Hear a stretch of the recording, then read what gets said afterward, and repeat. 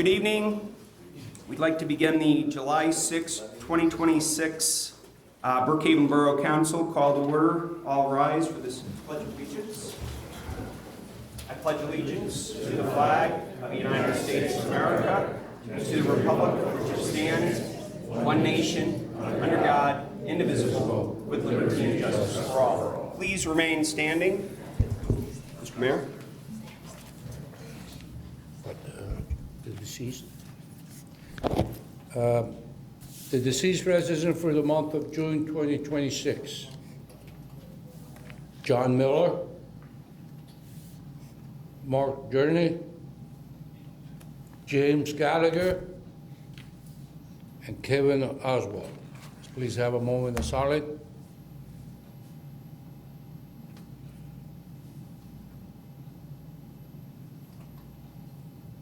Thank you.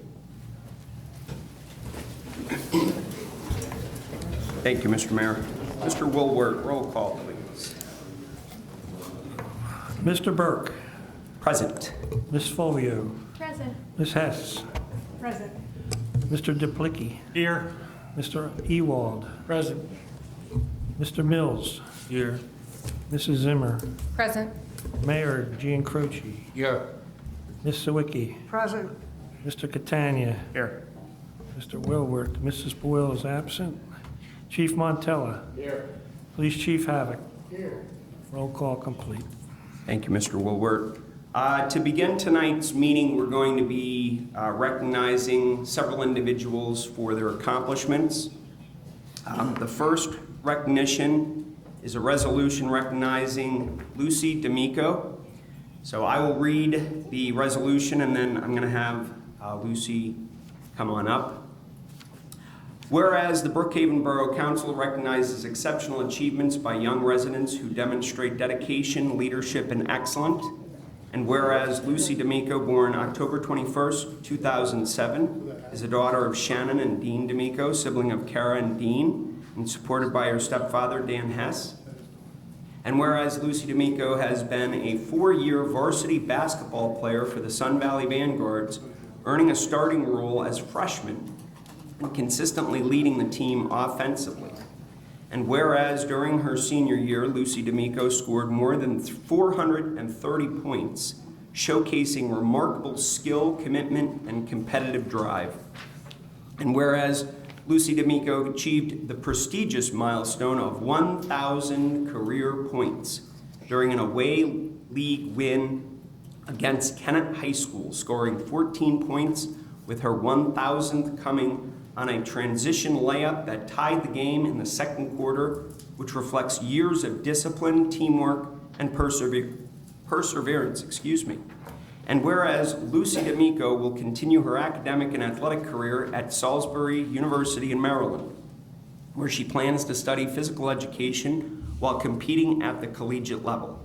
Be it resolved that Brookhaven Borough Council proudly recognizes Lucy D'Amico for her outstanding athletic achievement, her positive representation of the Brookhaven community, and a lasting record of the borough's pride in her accomplishments. Resolved, well, it was resolved for June. It's actually resolved for this 6th day of July, 2026. Let's all stand and give Lucy applause.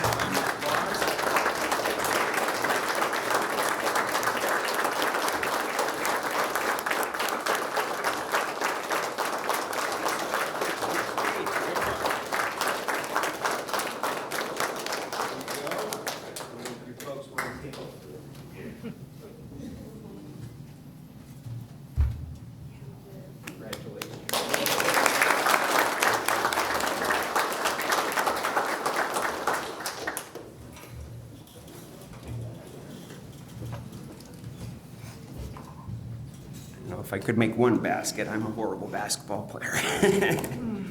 All right, our next our next resolution is for Lucas James Havoc, son of Timothy and Jesse Havoc, School Lane, Brookhaven, Pennsylvania. Whereas Lucas James Havoc participated in scouting with Pack and Troop 493 in Brookhaven, PA, from September 2014 until October 2025 and earn his Eagle Scout Award, which is the highest award given to a youth member of the Boy Scouts of America. And whereas Lucas James Havoc held many positions of youth leadership, including troop guide, patrol leader, and senior patrol leader, earning him 21 Eagle required merit badges and 14 additional badges. And whereas Lucas James Havoc's Eagle Scout project included a team of 12 volunteers in rehabilitating and remodeling the multi-purpose room at the Brookhaven Swim Club, providing a safe and clean space for families to enjoy, and upgrades including the construction of benches, providing activities and games, as well as removing and refinishing the flooring.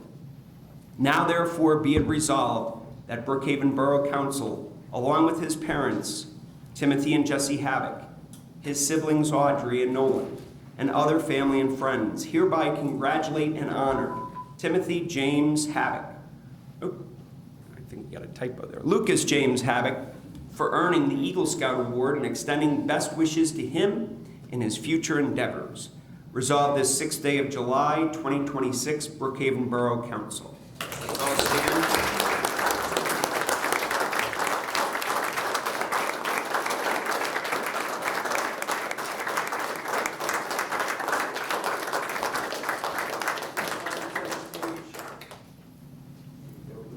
Congratulations.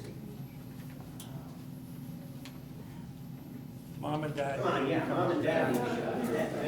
Oh, you must bring everybody. Chief, you forgot to wear a tie.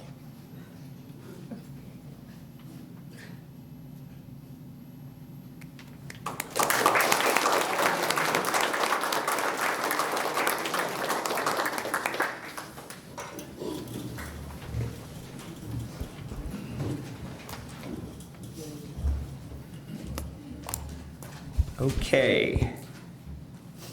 Our next recognition will go to our esteemed firefighters. So I'm going to hand over the mic to Councilwoman Zimmer. Good evening, everyone. Tonight we have the privilege of recognizing 6 members of the Brookhaven Fire Company who have earned their Firefighter 1 Pro Board certification. This certification represents countless hours of classroom instruction, hands-on training, testing, and dedication.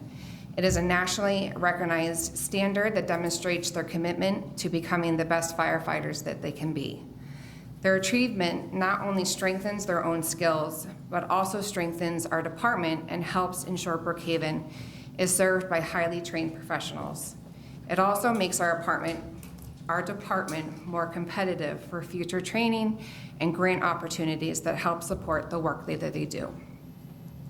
What makes this accomplishment even more meaningful is that these men chose to do it as volunteers. They didn't answer the call for a paycheck. They answer because when someone in their community is having the worst day of their life, they want to be the ones who show up to help. They leave family dinners, holidays, birthdays, and warm beds in the middle of the night to serve neighbors that they may have never met before. That kind of service can't be taught. It comes from a special kind of person. To each of you receiving this certificate tonight, thank you for your dedication, your sacrifice, and your commitment to continuing your training. Please know that us, the Borough Council, and this community see you, and we appreciate you and are incredibly proud of how you serve Brookhaven. Congratulations on serving your Firefighter Pro Board certification, and thank you for all that you guys do. The first award here goes to Chase Jackson.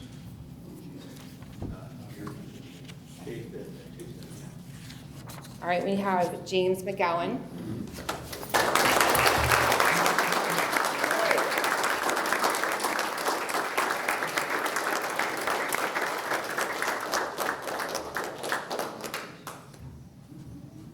Stay up there. We have, Yeah, gotta stay up here. we have Nathaniel Zimmer.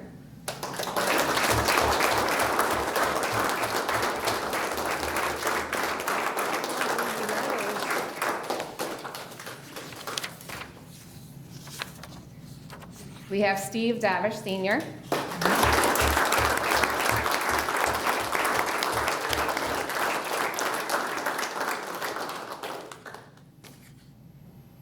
We have Robert Westengard.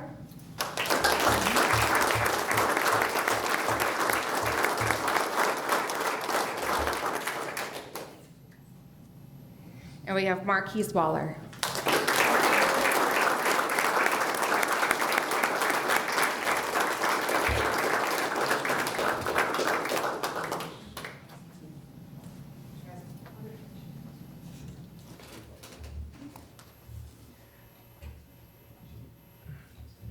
Get in there, Chief. What are you doing, Dan? Come on.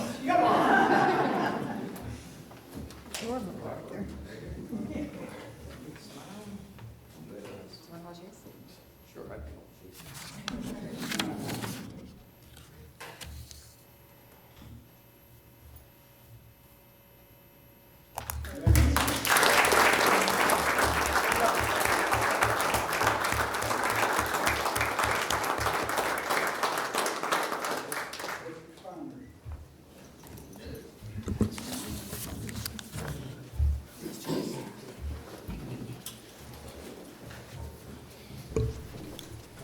All right. Best part of the meeting there is recognizing some fine, outstanding citizens of Brookhaven. Thank you, Councilwoman Zimmer. All right, that opens up the floor for first public discussion. If anybody would like to speak for first public discussion, please step up to the podium. Anybody for first public discussion? All right, hearing and seeing nobody for first public discussion, that closes first public discussion. And if we could have Chief Montella, please, come up and give the Fire Committee and Public Fire Safety reports.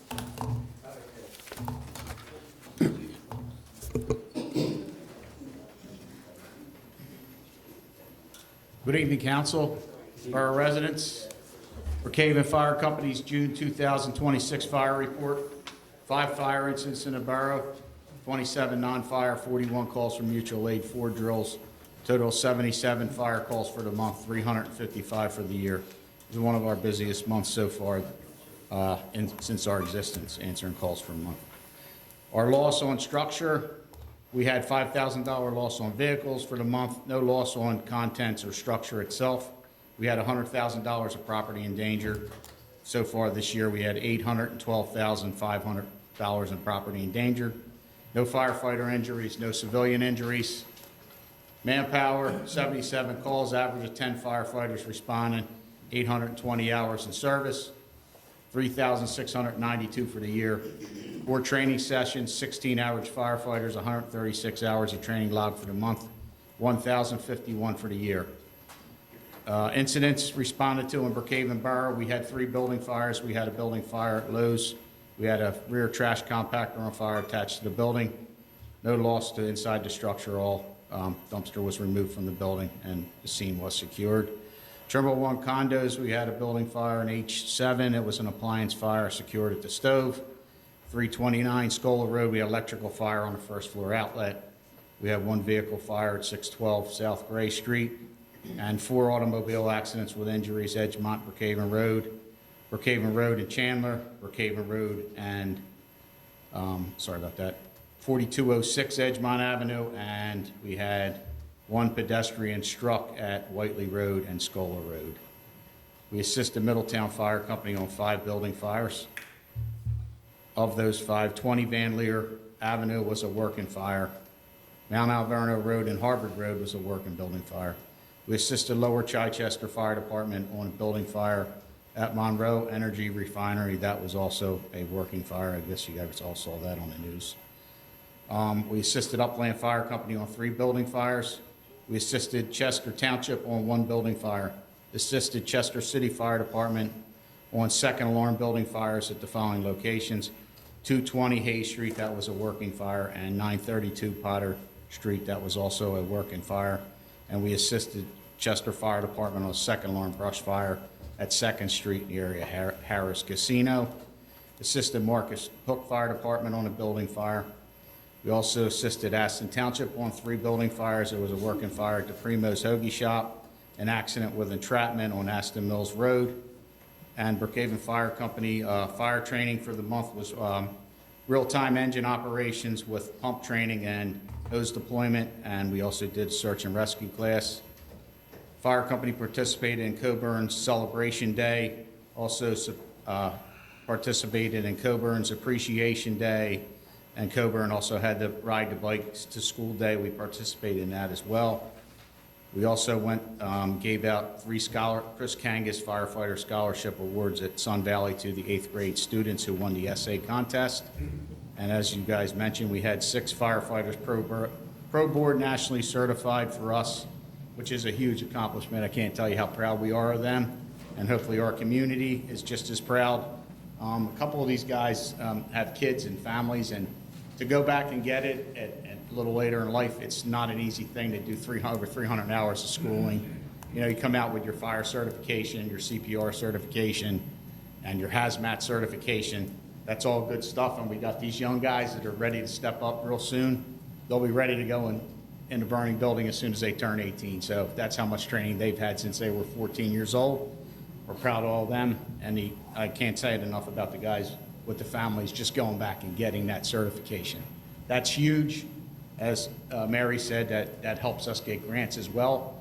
We have almost 80% of our fire department certified, nationally certified, which is a huge accomplishment for a volunteer company. And the ones that aren't certified are currently going to be enrolled to take certifications. You can almost never get 100% because hopefully you're always taking new volunteers in, and as they come in, they got to get certified. So, but we couldn't be prouder of these guys for putting the work in that they've done. Also, I mean, while we're talking about these guys and these girls and what they do every day, the fire company, the EMS, along with the police department in the past week have saved 2 lives of people that were in cardiac arrest. We got pulses back on them in 2 different locations in this borough. So, I mean, these guys are doing some real-time work every day and doing the best they can, you know, to protect our residents. So I couldn't be prouder of what they do every day. They give 100%, never lack on the job. Or, you know, we're 100%, and they know that's what I'm looking for out of them. So they work hard every day. So I'll give you our ambulance report for the month of June. The ambulance responded to 231 calls for service. We transported 143 people to the hospital. 119 of them were local alarms. 112 were mutual aid assist. 136 dispatches ALS, 95 BLS.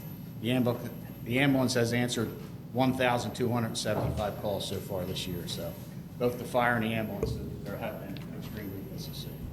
Thanks, Chief. Chief, I just want to say that, you know, I don't think there are enough words of gratitude for all that you and your firefighters, your ambulance crew. They do it, but you lead, and that's there's something to be said about that. I mean, you know, like I said, there's just not enough words to express our gratitude for all that you do, and we are so very fortunate to have you. Thank you for everything that you do. Seriously, thank you. And to another person who's in charge of some fine emergency responders that do a lot of great for us, and a proud dad.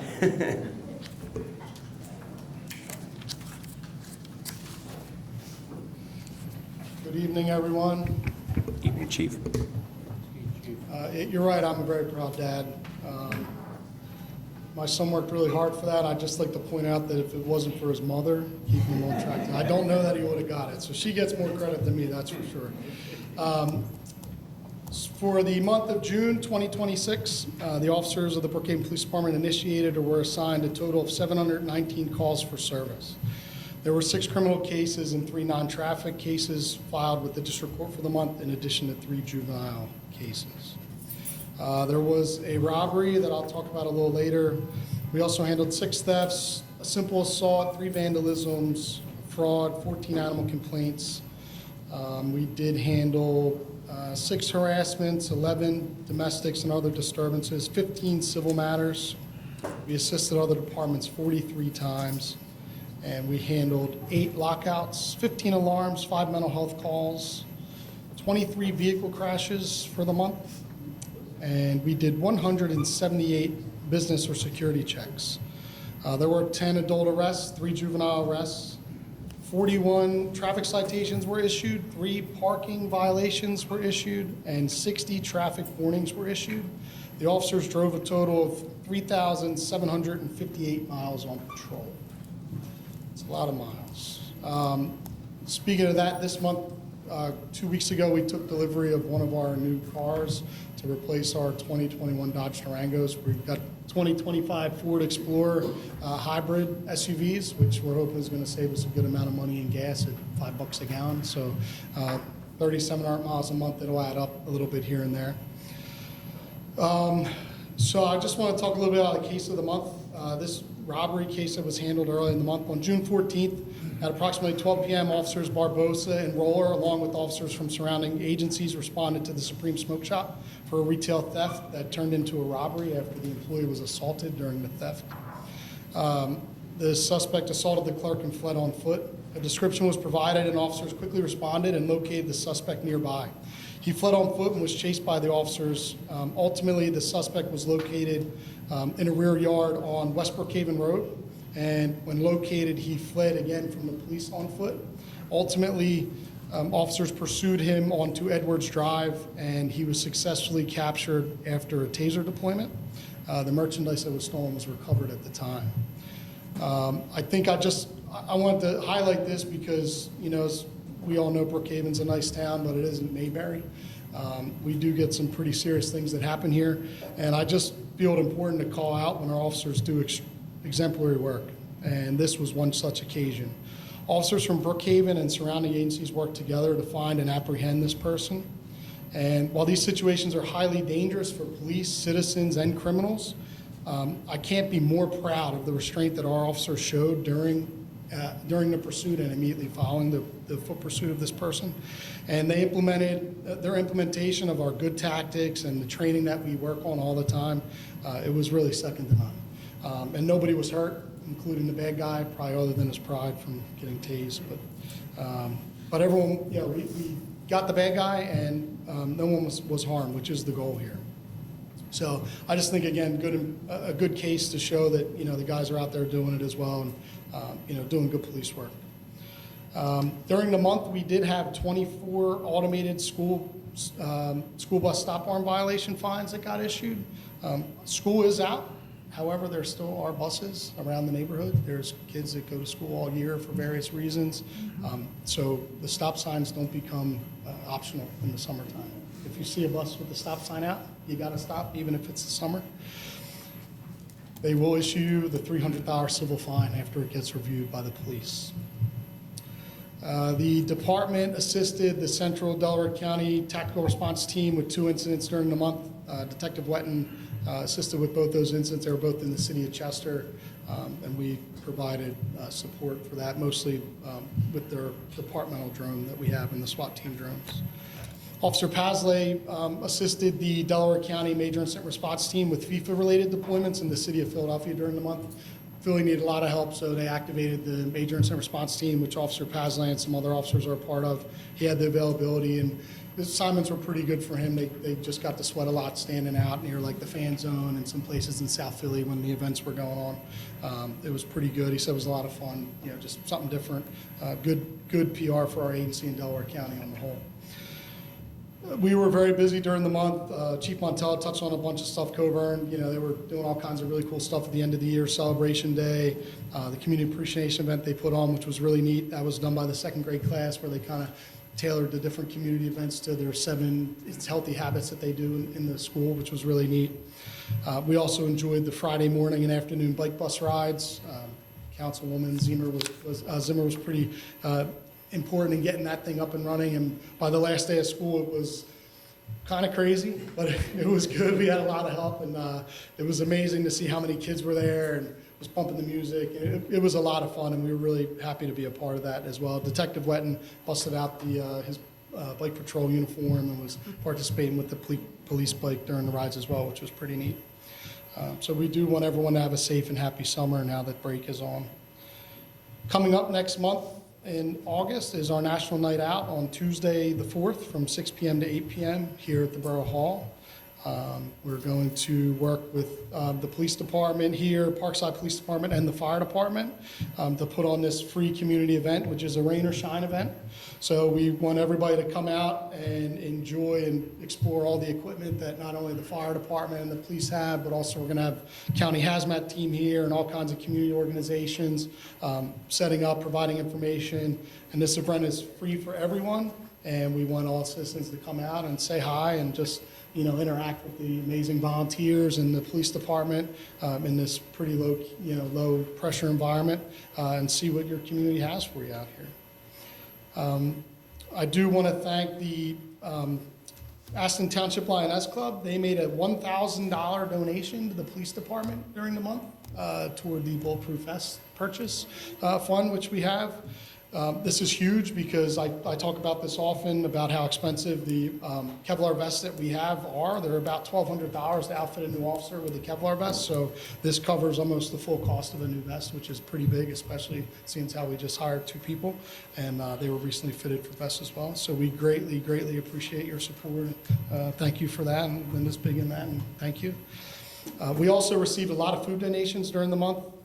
From Femi's Pizza Party. He hooked us up. It was very convenient. We were having a training day, and there was a bunch of guys at the station, and all of a sudden, Femi showed up with all this food and pizza. So it was like, I tried to take credit, but the guys sniffed me out. They knew it wasn't me. We also received a donation from Wawa on National Hoagie Day, which was really good. And we got over the holiday weekend, Pat's Pizza donated a sandwich tray to the police department as well, which the guys really appreciated that we're working over the holiday. It's amazing how much support we get, not only from the community, citizens at large, but also the businesses here. It really means a lot to us, and I can't thank all these agencies enough. During the month, it was a big day. Officer Daly graduated from the police academy on June 11th. He was conditionally offered employment pending his police academy graduation back in May. So he graduated, or in April rather. He graduated from the police academy on June 11th, and I was honored to have been invited and was able to hand him his diploma. It was a very cool experience for me, and especially as an agency, never having hired somebody who was still in the academy. It was a pretty unique experience for us, which was very cool. And he also graduated, like I said, on the 11th, and then he passed the certification exam on the 18th. So he checked all the boxes. He was ready to go. And Mayor Jean Croce swore him in on June 22nd. Now he's fully certified by the state and is out and hitting the ground running in the field training and able to do all the police things with no limitations now, which is nice. Big month for training this month. Speaking of Officer Daly and Officer Shields, they continue in the field training program.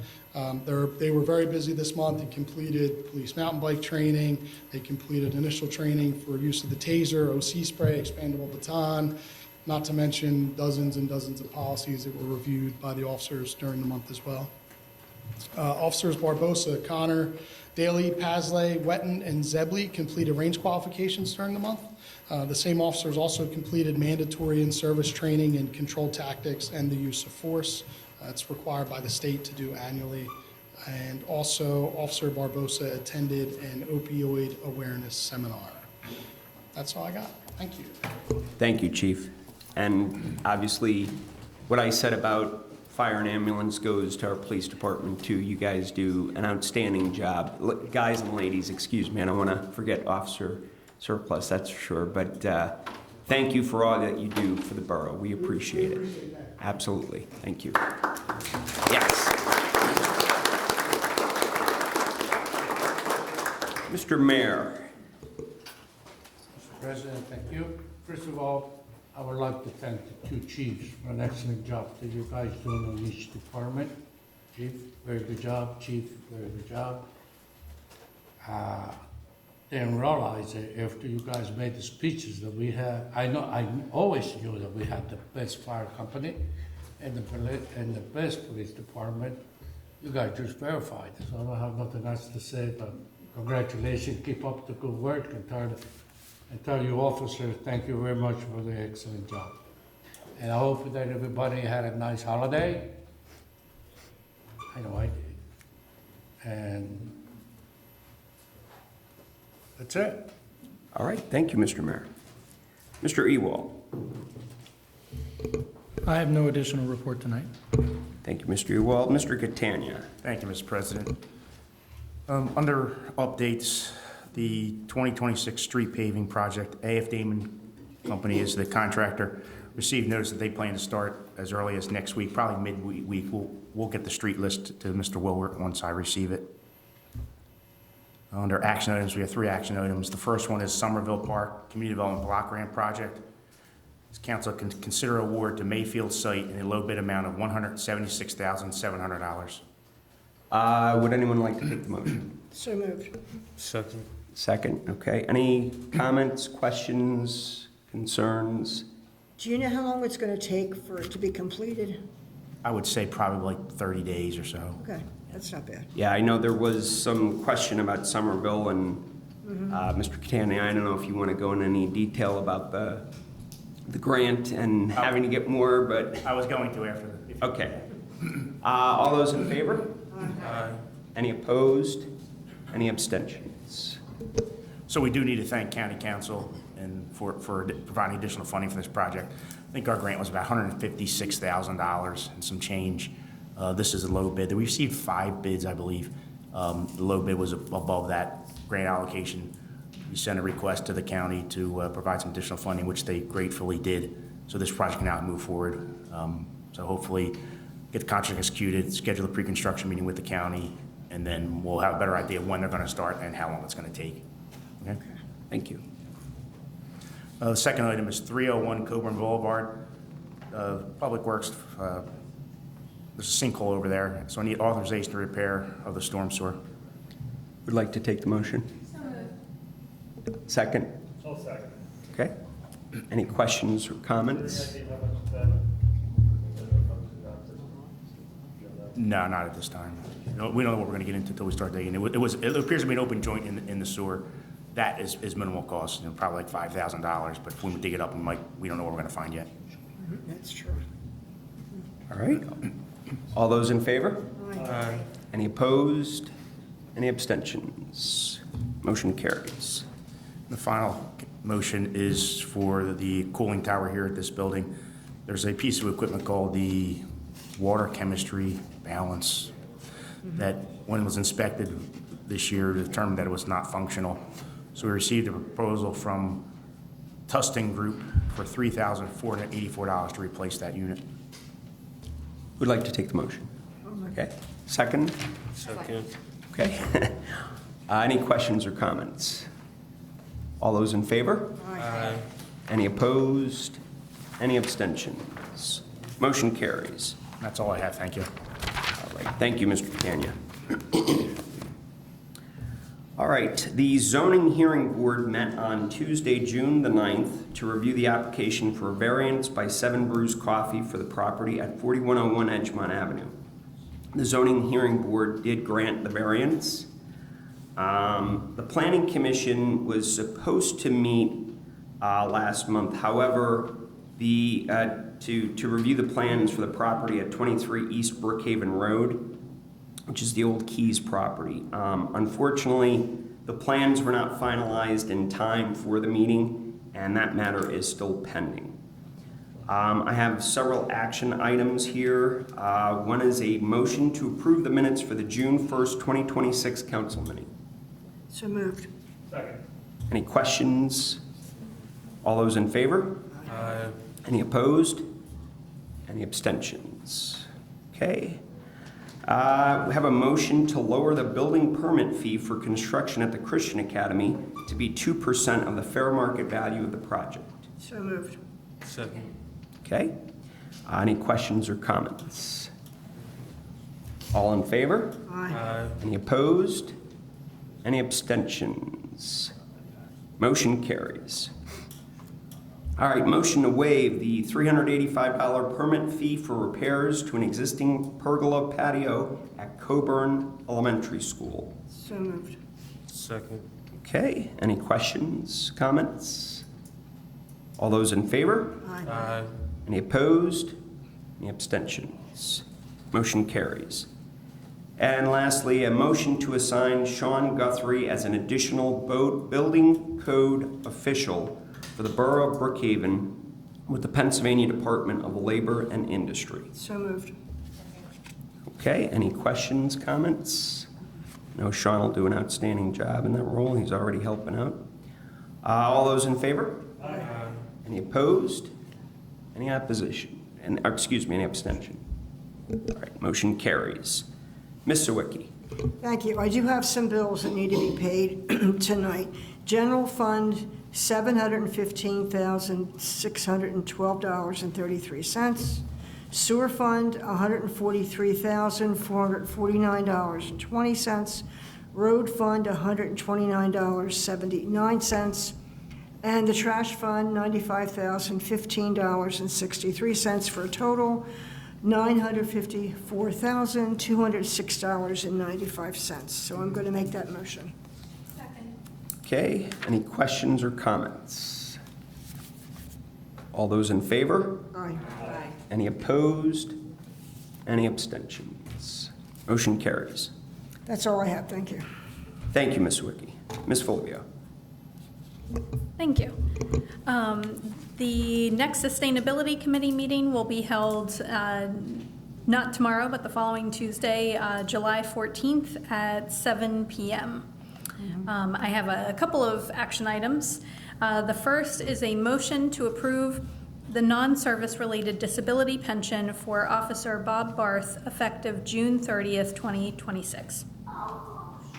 We have a second? Second. Any questions, comments? All those in favor? Aye. Any opposed? Any abstention? I just want to say we wish Officer Barth all the best, and we thank him for his years of service. Yes, we do.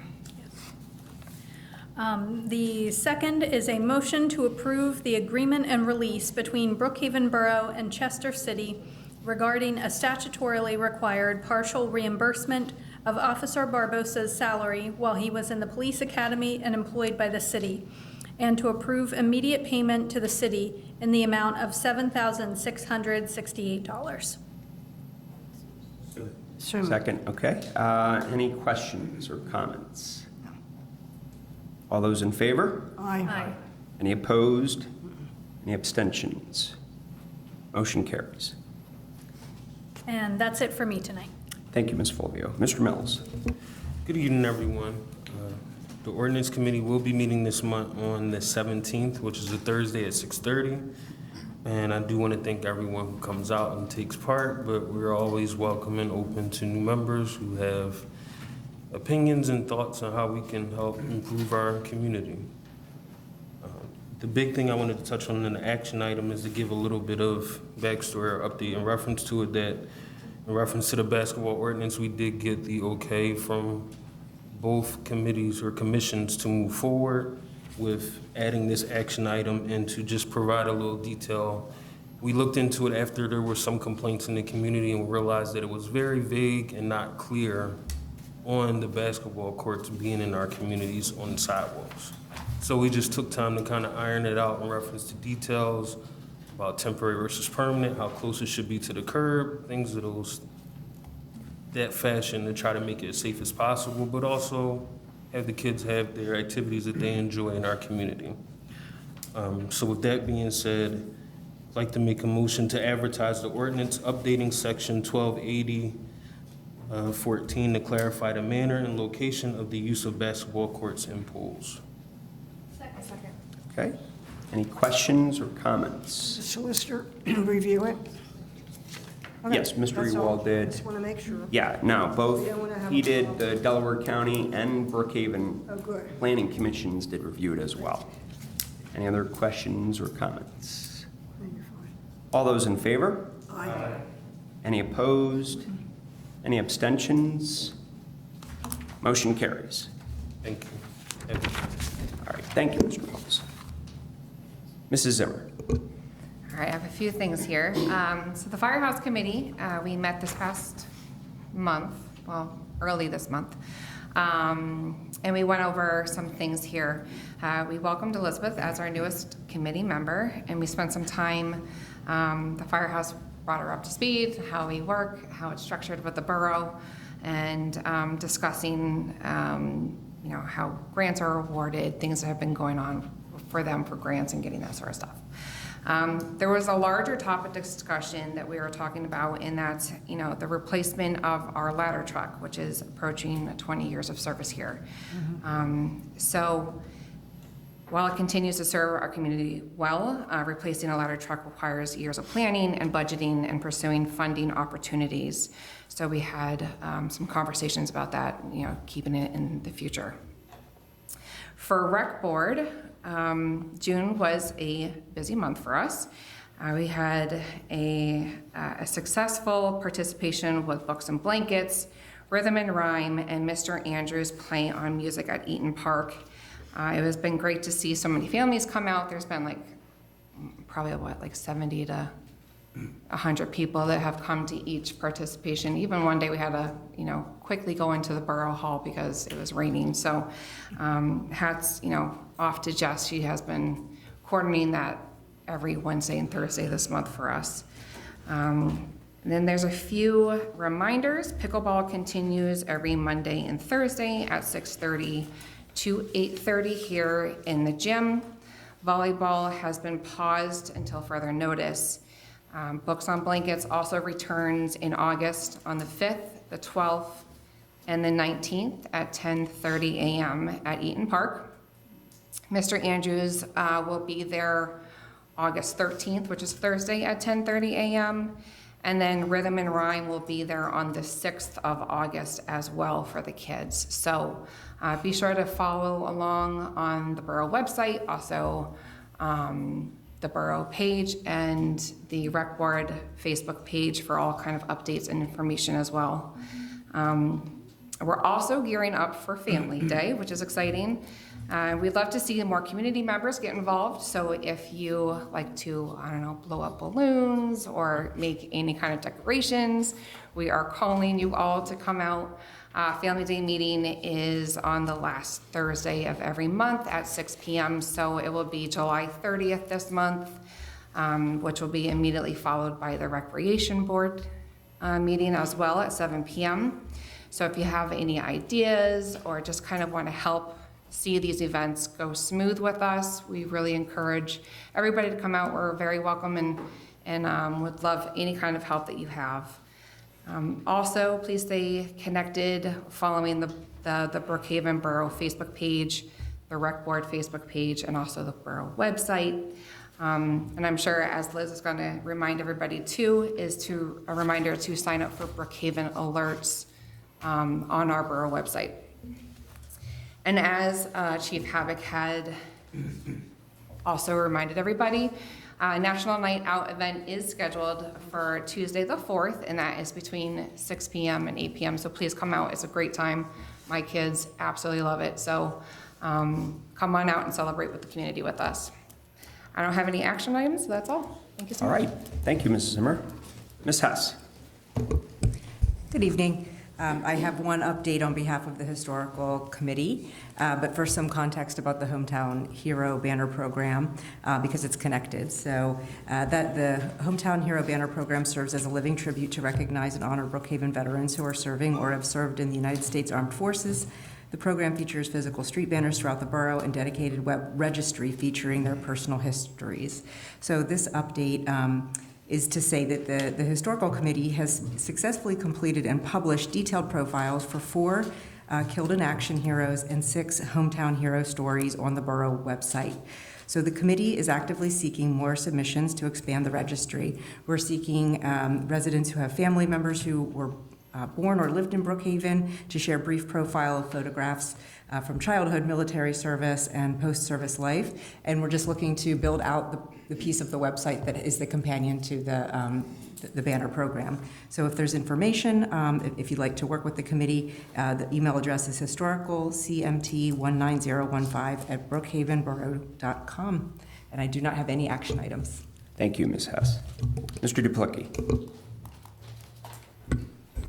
Good evening, everyone. First, I hope everyone had a very enjoyable and safe 4th of July and celebrated our nation's 250th birthday. I know the peak time to go watch fireworks displays. It did start pouring rain, but I'm sure everyone found a way to enjoy it anyway. I know my family did. So happy 4th of July weekend, everybody. I'm going to start with Public Works. The summer season branch and limb chipping is this month. It actually started today. The wood chipper will be operating this month, July 6th today, the 8th on Wednesday, the 10th Friday, and next week, Tuesday the 14th and Thursday the 16th. So if you have any limb debris you need to get rid of, please call the office to schedule an appointment for one of these dates listed. Limbs should be placed at your curb the night before your appointment and all facing, the cut end facing the same direction to make it easy on the public works guys to shred them. The last thing I want to go over is a brief report on the upkeep at the Haley Jackson Sanctuary at Durkin Field. I have a brief statement from the guy overseeing it, Mr. McKenna. He said volunteers did 2 maintenance stays, planted more donated flowers. The front beds are in full bloom right now. And what we consider right now is the peak season for the blooms through the end of July. We will be doing another volunteer day within the next week or two. And I want to expand a little more.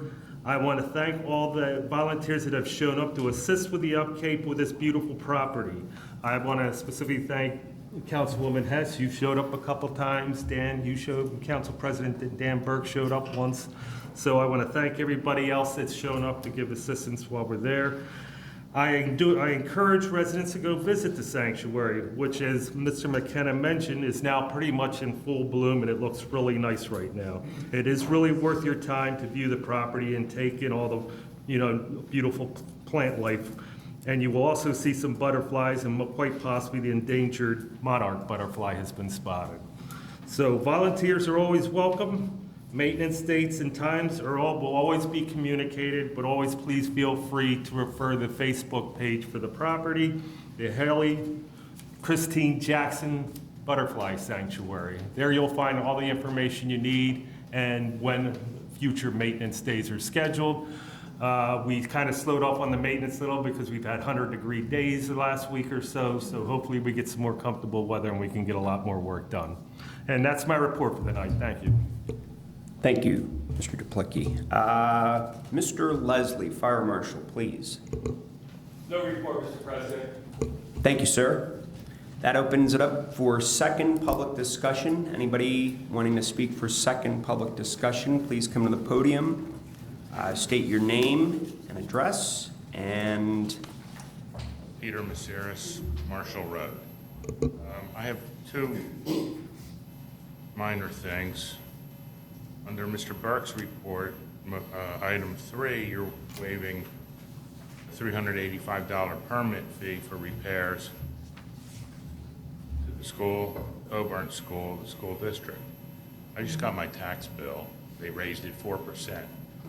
This is compounded every year, and I see that, you don't want to charge them $385. I object. Well, just for clarification, that's not for the school districts, it's actually for the PTO. So my apologies if that wasn't clear enough, but that's actually not the school, it's the PTO, which is a separate volunteer organization. Okay. The second minor item is my trash can was destroyed by the trash people one day a few weeks ago. I called the borough office.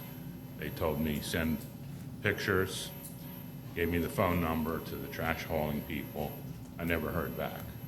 So I had to buy a new trash can. They, broke the wheels off the trash can. They didn't even leave at the curb. They were, missing. So we're paying a hefty trash fee, each property owner. I just want to voice my concern that your trash hauling company is not responsive to the borough. Maybe I should have followed up. I didn't think I had to. Right. Well, if you'd like to leave your information with Mr. Woolworth, we'll double check on that as well. Yeah. So I did not get a report of this, so I'm going to follow up. Okay. I called the borough, whoever answered the phone, I gave the report to them. Do you know what day that last trash? You said a couple weeks ago? Yeah, I have the pictures on my phone, I can find it, I don't want to waste everything. Did you send the pictures already? Yeah, I sent them the same day, right away.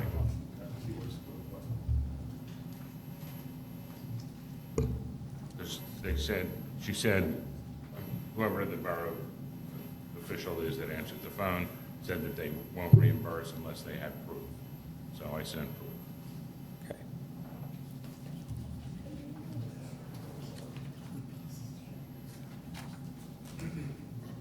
Thank you. All right. Thank you. Sorry that you had to endure that. We'll get on that. Anybody else for second public discussion? Brief if I can. Tom Dykes, Brookhaven Road. Like to start out with a thank you to Public Works. They came and filled the hole in on Brookhaven Road and then patched it. That was on Monday. However, by Wednesday midday, because of the temperature, the patch just slowly went down into the hole, and the hole was back open again. Not as big as it was, but it's going through there. So the rain this morning was actually going in and down and right in front of the sewer drain, the stormwater drain. So it didn't solve any problems. It's between my driveway and 307's driveway. They were doing that, so it would be nice if that could get. I realize it's a state issue. Thank you for the borough for helping us, but we need to try and, I think we need to try and push, because if that sewer goes, if that sewer drain goes down, it's going to take out sidewalks, curbs, and everything else on our side of the road. And as you know, all the water from the northern part of the borough goes down Brookhaven Road. And so it all is crazy. Second question is the hedge at Arlington Park between 305 and Arlington Park, and then the house on Edwards Drive in Arlington Park. The neighbors there still are waiting to hear from the borough what they can and cannot do, the direction from the borough. That hedge is completely on borough property. What the neighbors had been told is that the borough is not allowed to go into their personal properties to trim the fence down, or the hedging down. For logical reasons, they can't. Right, but they're trying to figure out what's going on, because the hedge is still 12 to 14 feet high, which doesn't follow our ordinances for a living fence. So. It was 6 feet, or it was 8 feet on the sides. It's either, Checked with council. yeah, it's 6 or 8, might be possibly 10, but those hedges are huge. So doing that, and the borough's not even trimming down the borough side of the hedging right now. Well, I've talked to them, they said they will address it. Yeah, they would start doing so.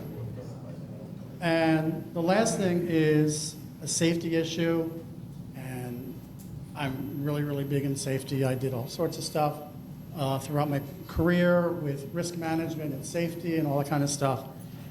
And it's safety for our children. And it needs to be addressed by the borough and the police.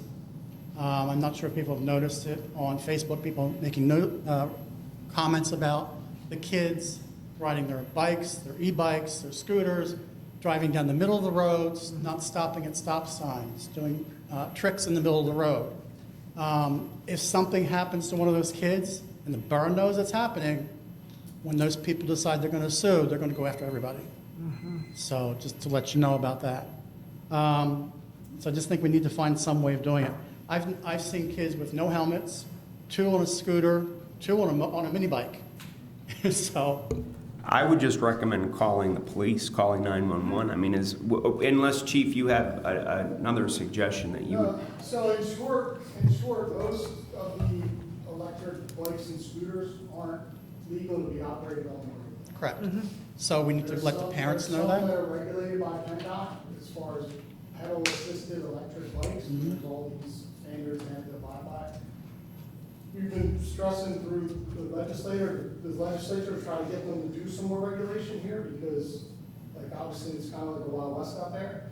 We've been taking more enforcement action with a lot of these, because it started where it was kids on little bikes that go 10 miles an hour and they were on the sidewalk, or they were in the parking lot, or Coburn, or wherever.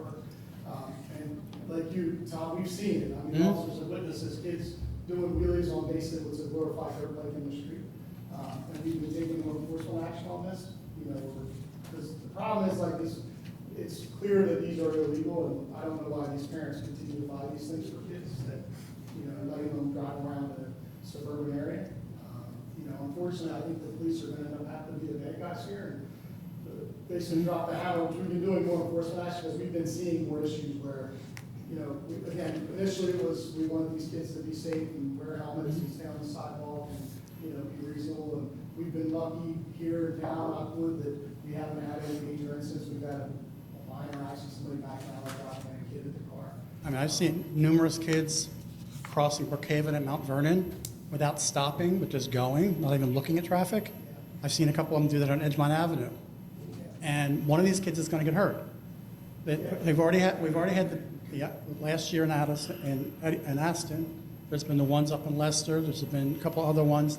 It's on the news all the time. So can the borough send something out on the Facebook or on the webpage on community alert, on civic alerts and stuff like that, to just let people know, hey, these are not allowed on our streets per state law. I know I talked to a couple parents over the last 2 years about it. Oh, it's under 1,500 cc's. They're allowed to do it. It's like, no, they're not. They're not allowed to be on the streets. They're not allowed to be on the sidewalks. They can only be on private property. And it's part of it is the parents. Mm-hmm. So, but we need to let them know that, hey, you got to do something about this.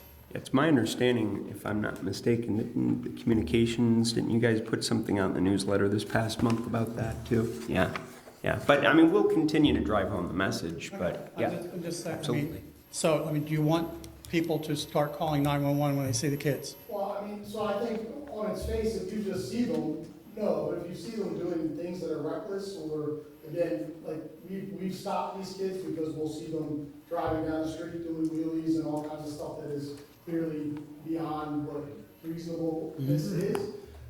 So like if you see that, then by all means call.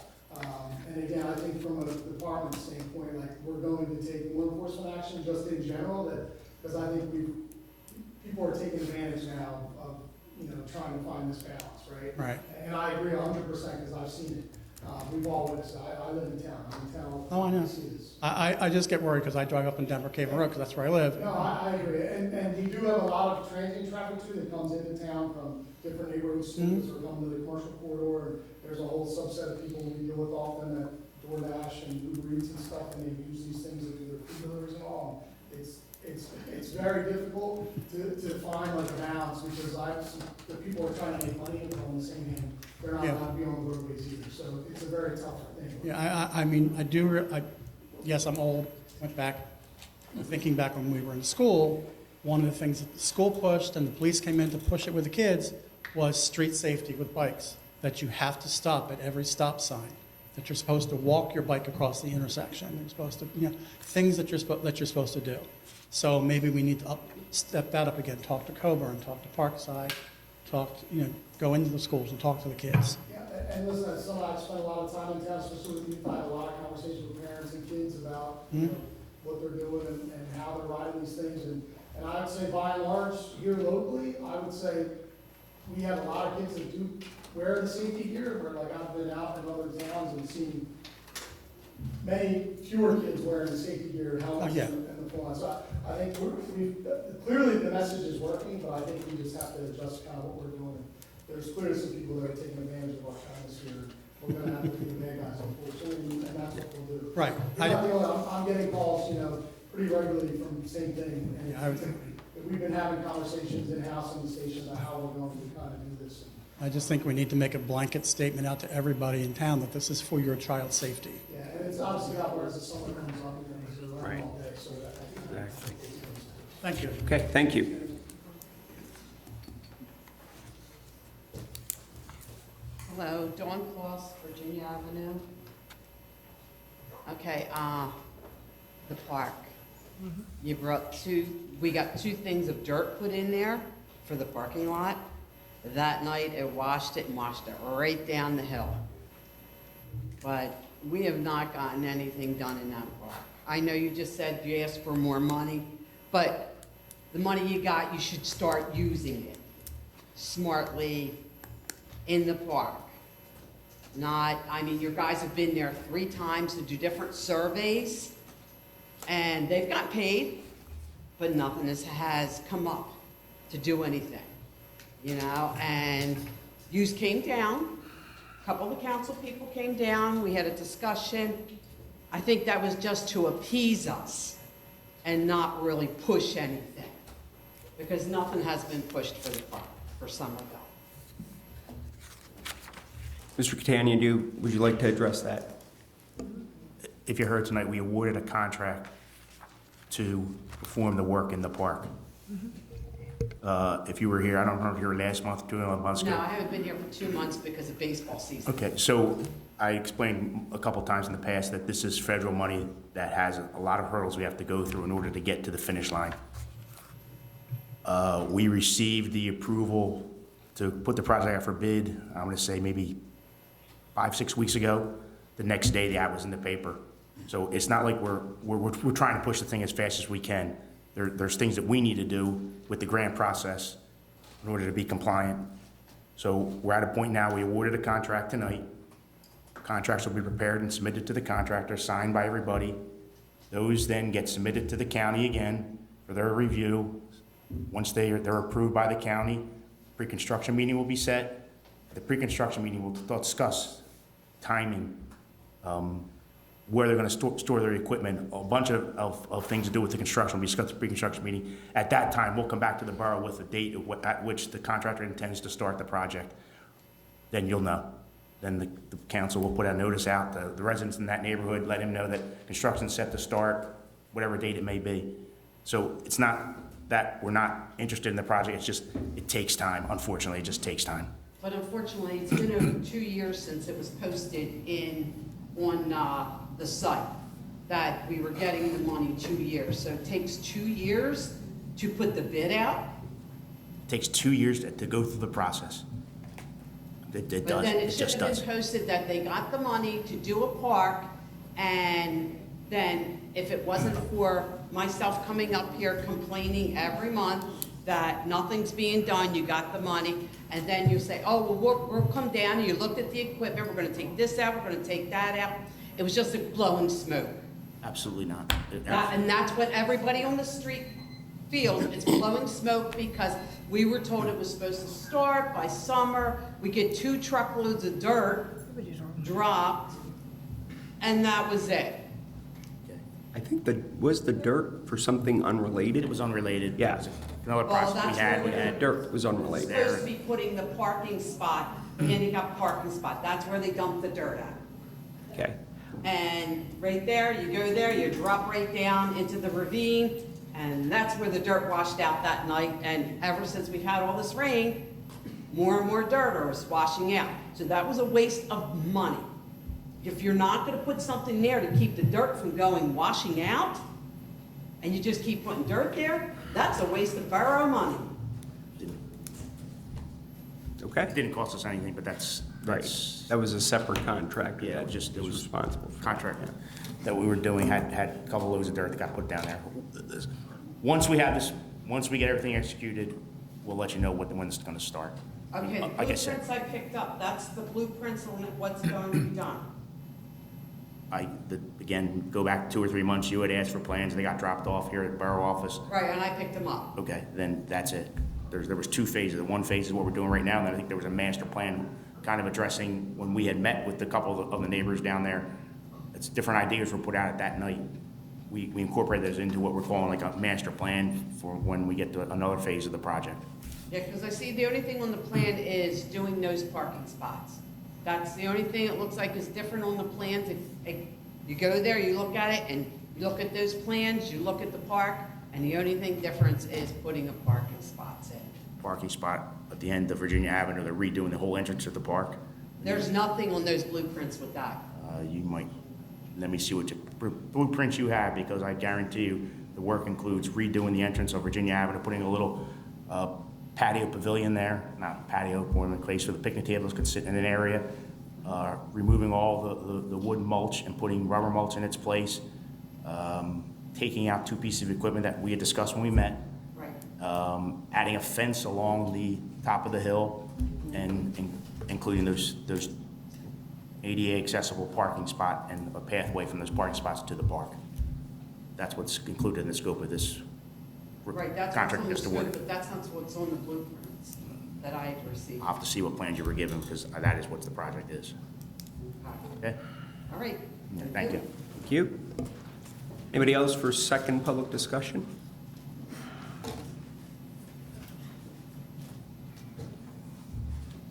My name's Kathleen Haynes. I've been a Brookhaven resident for 33 years now. I live on 4801 Argyle. And I'm here to discuss the electrical lines that go between Cambridge Estates and Cambridge Square.